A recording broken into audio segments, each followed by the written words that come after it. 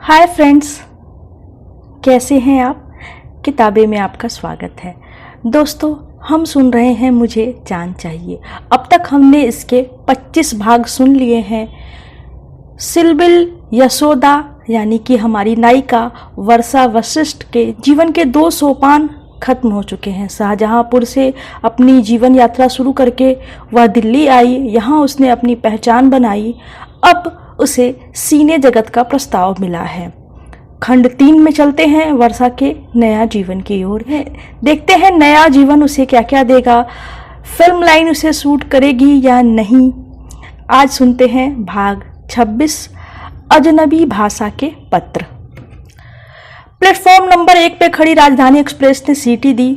स्नेहजी चतुर्भुज ने अपनी खास शरारती मुस्कान की झलक दिखाई।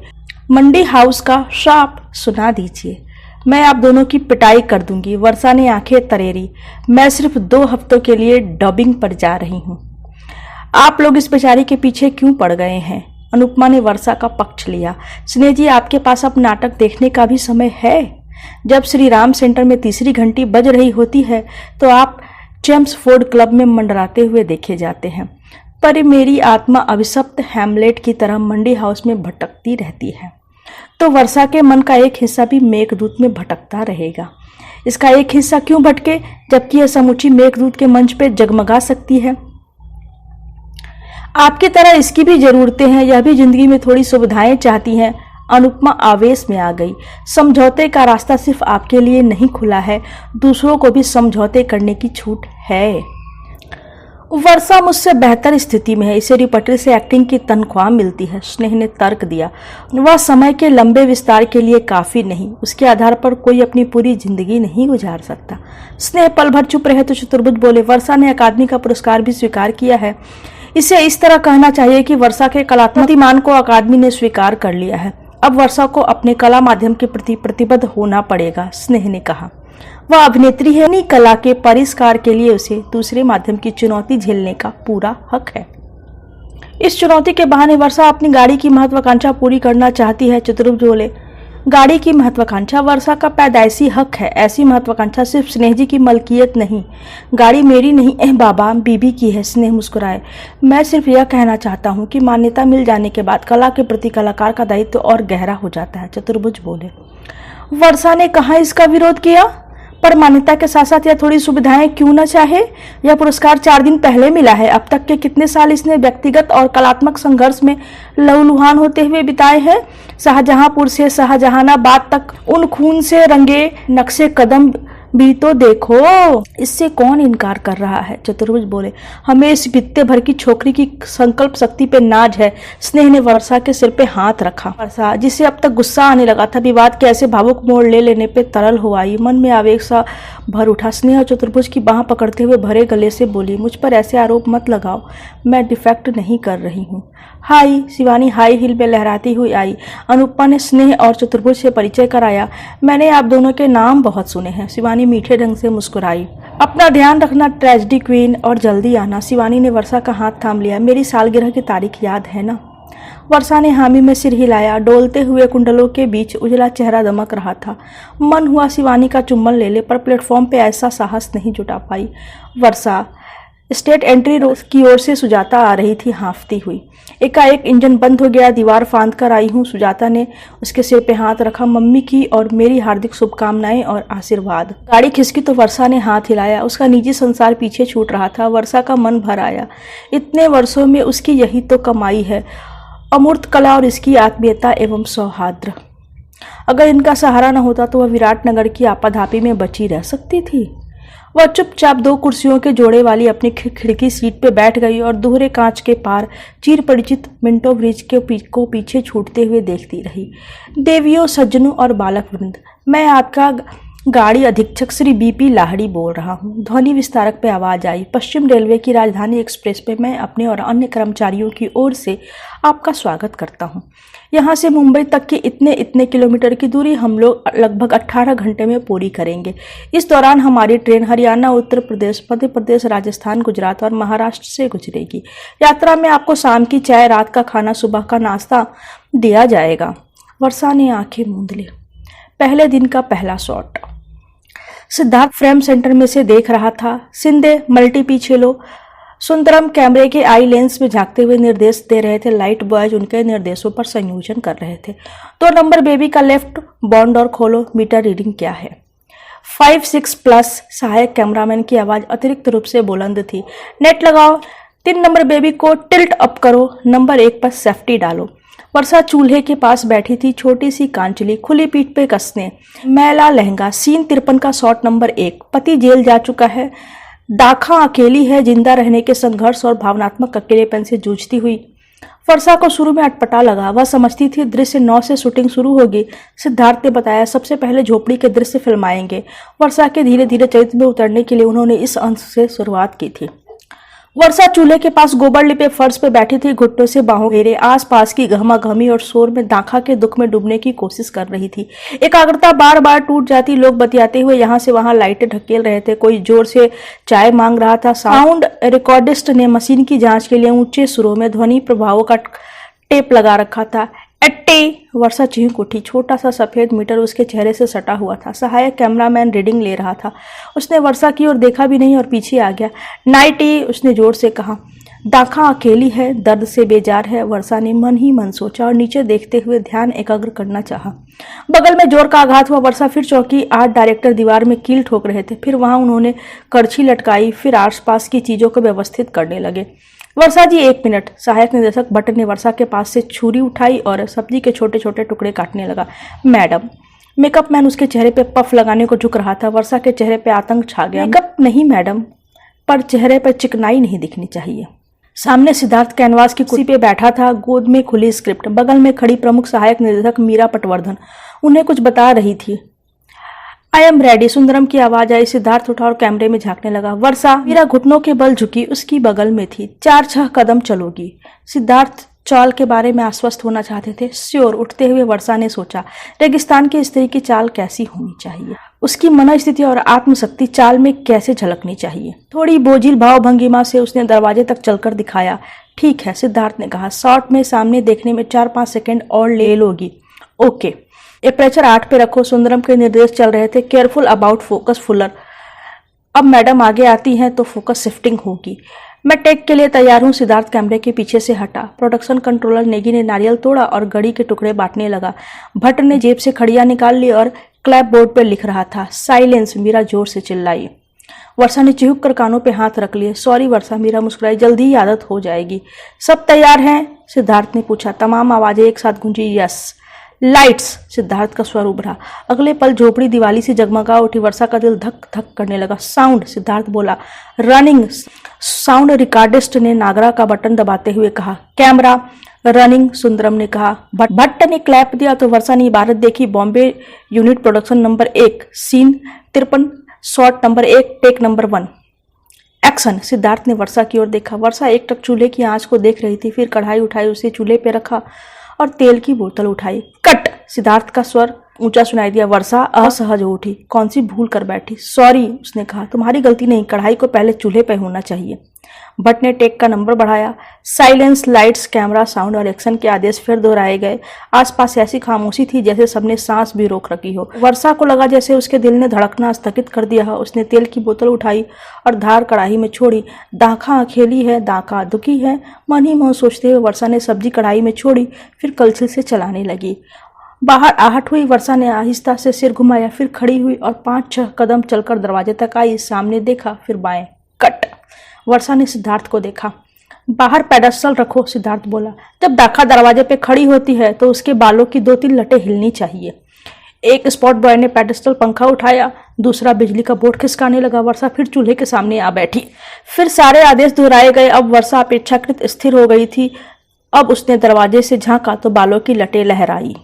वापस लौटते हुए सहसा दीवार पे लगे छोटे से आईने पे उसकी निगाह पड़ी और सामने ठिठक गई। अपना चेहरा देखा। सूनी उदास आंखें। वर्षा को अपने ऊपर सारी यूनिट की आंखें लगी हुई महसूस हुई। दाखा दुखी है। वर्षा ने अपना सारा संचित दुख अपनी आंखों में झलकाने की कोशिश की। कट! सिद्धार्थ की आवाज गूंजी। ओके। चाय, छोकरे ने पुकार लगाई। आ जाओ, मीरा बोली। वर्षा शाम को नहाकर थोड़ी देर सुस्ता चुकी थी। अब आईना सामने रखे अपने भाव विन्यास का परीक्षण कर रही थी। मुस्कान को कैसे एक से सवा सूत नहीं होना चाहिए, रुदन में होठ ज्यादा टेढ़े न हो, आवेग में पलके कितनी और कैसे झपके। थैंक्स। वर्षा ने मीरा से प्याला ले लिया। टूरिस्ट बंगले के 5 कमरों में फर्श पे गद्दे लगे थे। इस कमरे में लड़कियां थी। प्रोडक्शन कंट्रोलर नेगी ने सिर्फ वर्षा से चारपाई के लिए पूछा था। वर्षा ने मना कर दिया। रहन सहन, खाना, आना जाना, वह अपने लिए कुछ भी विशेष नहीं चाहती थी। सुबह नहाने के लिए भी गुसल खाने की अपनी बारी का इंतजार करती। मीरा को उसे ठेलना पड़ता कि पहला शॉट तुम्हारा ही है। आज तुम्हारे रोने का सीन बहुत अच्छा हुआ। कंटिन्यूटी सीट पर झुकी मीरा ने सिर उठाया। सिद्धार्थ तारीफ कर रहे थे। मुझे खुशी हुई तुम लोग संतुष्ट हो।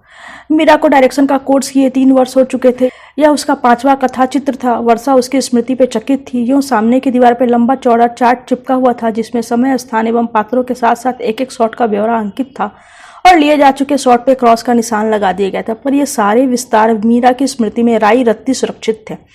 एक दृश्य कितने शॉट्स में बटा है उसे यह भी याद था। सुबह सूरज निकलने के साथ पानी भरकर लौटते हुए दाखा का शॉट ले लिया गया। पूरा उजाला होने में अभी कुछ समय था। मीरा ने तुरंत सुझाव दिया, सीन नंबर 11 में शॉट नंबर 9 ले ले। दाखा जेल से लौटी है। शॉट देने से पहले 5 मिनट वर्षा को एकाग्रता संजोनी पड़ी। उसे लगा वह पहले अंक के मासा के संवाद मैं घर जा रही हूँ से सीधे छलांग लगाकर दूसरे अंक पे आ गई है। बैरन, तुम घर क्यों नहीं जाते? आदित्य से अपने सवाल की याद आई, आप ऐसे टुकड़ों टुकड़ों में एक्टिंग कैसे कर लेते हैं? तब उसे मालूम नहीं था कि टुकड़ों की कोई तरतीब भी नहीं होती। छाया, चाय ठंडी हो रही है। वर्षा ने उसका प्याला प्लेट से ढक दिया था। छाया कुनमुनाई, फिर उठकर बैठ गई। तकिए के आसपास टोटल कर पैकेट उठाया और सिगरेट जलाई। छाया के नैन नक्श बहुत सलूने थे। वह 2 पारिवारिक फिल्मों की नायिका रही थी, पर इधर उसकी सेहत जरूरत से ज्यादा अच्छी हो गई थी। डाइटिंग के 2 कोर्स करने के बाद उसने वास्तविकता को स्वीकार कर लिया था। मेरा बॉयफ्रेंड होता तो अपने हाथ से चाय पिला देता, छाया ने गिरे स्वर में कहा। मैं पिला दूं? वर्षा ने प्रस्ताव रखा। वह बीच बीच में मेरा चुंबन लेकर जिंदगी में मेरी आस्था भी बनाए रखता। माफी चाहती हूँ, मैं ऐसा भाव जगाने में असमर्थ हूँ। छाया ने हताश भाव से प्याला उठा लिया और चाय पीने लगी। दरवाजे पे दस्तक हुई। एंटर, मीरा बोली। सिद्धार्थ भीतर आया। मीरा, कल सुबह सीन नंबर 9 से शुरू करें। वर्षा आज भी सुबह 4 बजे उठी थी। मीरा के स्वर में हमदर्दी थी। नो प्रॉब्लम, वर्षा ने तुरंत कहा। कल सीन 7 कर ले, मीरा ने सुझाव दिया। शुरू में सुमेरा है, दाखा की जरूरत 3 घंटे बाद पड़ेगी। सीन 9 को परसों सुबह ले लेंगे। पल भर सोचकर सिद्धार्थ ने कहा, ठीक है वर्षा, वह मंजारिन घंटे भर में आ जाएगी, तुम जरा गाने की प्रैक्टिस कर लो। वर्षा ने हामी में सिर हिलाया। सिद्धार्थ, छाया बोली, प्रोडक्शन की तरफ से एक प्रेमी का बंदोबस्त हो सकता है? कोशिश करता हूँ। सिद्धार्थ संजीदा था। वर्षा, समझ लो कि मैरिलिन मुनरो दाखा का रोल कर रही है। गिरिराज बोला। वह सिर्फ एक तौलिया लपेटे चूल्हे से उठती है। गिरिराज ने बांध तोड़ने को आतुर यवन की उन्मादी चाल चली। तौलिया वक्ष रेखा से फिसला, जिसे गिरिराज ने कमर पे रोक लिया। दरवाजे के सामने खड़े हो उसने मोहक अंदाज से बालों की उड़ती लतें संभाली। फिर अनुराग के आमंत्रण वाली मुस्कान के साथ हल्की स्वर में पूछा, हनी, तुमको चटनी के साथ बाजरे की रोटी चाहिए या था कान उतारने वाली रति क्रीड़ा? वर्षा हंसते हंसते लोटपोट हो गई। नरेश खिलखिलाकर हंसा। समझ में नहीं आता तुम अभिनेता बड़े हो या मिमिक? वर्षा बोली। अब तो मिमिक होकर ही रह गया हूँ। गिरिराज ने उदास भाव से सिगरेट जलाई। 9 साल बाद पहली बड़ी भूमिका मिली है। गृहस्थी चलाने को 3 साल पहले नौकरी कर ली। बीच बीच में 1-2 सीन का काम मिल जाता है तो कर लेता हूँ। वर्षा स्तब्ध रह गई। तुम्हें बड़ी भूमिका क्यों नहीं मिली? गिरिराज ने माथे की लकीरें दिखाई। मेरा केस भी ऐसा ही है, नरेश बोला। मुझे पूना से आते ही बड़ी भूमिका मिली थी, लेकिन वह फिल्म पूरी नहीं हुई। कुछ साल भटकता रहा, फिर रेडियो की नौकरी कर ली। पर इंस्टीट्यूट के लोग तो बराबर फिल्में बना रहे हैं, वर्षा ने कहा। बजट कम होने से मेहनताना बहुत कम मिलता है। गिरिराज ने लंबा कस खींचा। फिर ये फिल्में या तो अनबिकी रह जाती हैं या अंतर्राष्ट्रीय फिल्म समारोह में 1-2 दिन दिखा दी जाती है। अगर रिलीज भी होती है तो देखते देखते उखड़ जाती हैं। वर्षा, तुम इस बात को अन्यथा मत लेना, नरेश बोला। पर तुम सचमुच खुशकिस्मत हो, लीडिंग रोल का प्रस्ताव घर बैठे तुम्हारे सामने आया है। वर्षा चुप रही। उसके सामने नया परिपार्श्व खुल रहा था। झोपड़ी के दरवाजे पे दस्तक हुई। 5 मिनट, कपड़े बदल रही हूँ, वर्षा ने कहा। जीप को एक ट्रिप लगाने दे, सिद्धार्थ बोला। तुम थोड़ा रुक सकती हो? अच्छा। कुछ मिनटों के बाद वर्षा बाहर निकली तो अंधेरा और सन्नाटा था। पल भर के लिए वह डर गई। उसे अकेला छोड़कर सब चले गए क्या? तुम्हारी चाय। अंधेरे में सिगरेट चमकी। वर्षा ने ग्लास ले लिया। झोपड़ी के दरवाजे के आकार की रोशनी ऐसे बाहर फिसल आई जैसे रुई के रेसे। ज्यादा ठंडी तो नहीं हुई? नहीं, चलेगी। वर्षा ने 2 बड़े घूंट लिए। गले की थोड़ी सिकाई हो जाएगी। वह बगल की कुर्सी पर बैठ गई। सॉरी, आज तुम्हें स्ट्रेन हो गया, सीन बहुत बोझिल था। वर्षा मुस्कुराई। Part of the game. एक घूंट को कुछ पल गले में रोके रखा, फिर नीचे उतार लिया। ठीक हुआ ना? कुछ पल रुककर सिद्धार्थ ने गहरी सांस छोड़कर कहा, बहुत प्रभावशाली हुआ, बिल्कुल वैसा ही जैसा मेरे जेहन में था। दाखा के लिए सुमेरा क्या है? दूसरी जिंदगी, अब तक की कमियों और अभावों की पूर्ति। तुमने अपने मन पर रखी दुख की सिल एक नाह से उजागर कर दी। नई उम्मीद के मौसम को मुस्कान की एक रेखा और आँख की लम्हे भर की चमक से झलका दिया। संवाद बिल्कुल रोजमर्रा के हैं, पानी पी लो, रोटी ठंडी तो नहीं हुई, और इन्हीं के गिर्द कैसे गहरे भावनाएं गुथी गई हैं। यही तो इस मीडियम की शक्ति है। सिद्धार्थ के स्वर में वर्षा को वास्तविक संतोष महसूस हुआ। अगर कुछ खास पसंद ना आए तो वह ठीक है से ज़्यादा नहीं बोलता था, जैसा उसने शुरू के कुछ छोटे छोटे दृश्यों में किया था। वर्षा से उसने शूटिंग के पहले दिन ही कहा था, मंच पर अभिनेत्री दर्शक से दूर होती है, उसे अपने को प्रोजेक्ट करना होता है। यहाँ कैमरा तुम्हारे बिल्कुल पास है, बहुत सेंसिटिव, बहुत क्रूर। यहाँ तुम्हें अंडर प्ले करना होगा। वास्तविक जिंदगी में जो तुम्हारा बर्ताव होगा लगभग उसी के जैसा, पर संतुलित और सुविचारित। चांद निकल आया था। दूर दूर तक दिखाई देते बालू के ठूहों पर चांदनी फैली थी। अरनों और कैरों के कटीले झाड़ गुमसुम खड़े थे। दिन भर की तपिश ठंडी होने लगी थी। हवा में तरल छुअन थी। वे दोनों धीरे धीरे टहलते हुए आगे निकल आए। आसपास गहरी खामोशी, दूर कहीं से बांसुरी की हल्की ध्वनि आ रही थी। इसी और आजकल उन बंजारों का पड़ाव है, सिद्धार्थ बोला। वर्षा के सामने जुगनी की छवि तैर गई। सांवला कसा चेहरा, नाक में चांदी की नथ, तान में अंधमुंदी आंखें। जाने किस चीज की झाड़ी थी जिसमें से गिलहरी फिसलकर भागी। वर्षा को ठंडी रेत का स्पर्श भला लग रहा था। उसने चप्पलें एक हाथ में लटका ली थी। उसकी अपनी दुनिया बहुत पीछे छूट गई मालूम होती थी, जैसे यह माया लोक था। उसने मुड़कर अपने पांवों के निशान देखे, छोटे छोटे धूमिल चिन्ह। क्या देख रही हो? अपने नक्शे कदम। थोड़ी देर में हवा तेज होगी तो मिट जाएंगे। वे एक दूसरे के बहुत निकट थे, आमने सामने। इतना याद है कि चुंबन उष्म और लंबा था। शुरू के कुछ क्षण वर्षा असमंजस में रही, जैसे सिद्धार्थ ने होठ नहीं अजनबी भाषा का पत्र आगे बढ़ाया हो। फिर लिपि के अनजान प्रतीक चिन्ह अपनी जानी पहचानी सांसों के दायरे में विलीन हो गए। रात को वर्षा को थोड़ी देर में नींद आई। हर्ष का चेहरा सामने उभरा। यह क्या हो रहा है? पर भीतर कोई नकारात्मक भाव नहीं जगा। मेरे मन ने जो चाहा मैंने कर लिया। मेरे ऊपर किसी का एकाधिकार नहीं। जी चाहा दिव्या को लिखे, पर गहरी थकान थी। सोचा कल लिखूंगी। छाया अपने बॉयफ्रेंड को पत्र लिख रही थी, बीच बीच में बोलते हुए, यहाँ नशाबंदी है, काश तुम्हारी स्मृति विस्की की बोतल होती, मैं अपने होठों से लगाकर पी जाती। वर्षा 5 मिनट में बत्ती बुझाती हूँ, मीरा ने कहा। उस दिन यूनिट में अतिरिक्त उत्साह था। मुंबई से तार आया था कि रसेज बहुत अच्छे आए हैं। 3 दिन की देर करके बैकड्रॉप भी आ गया था। इस बीच यहाँ अस्तित्व का संकट हो गया।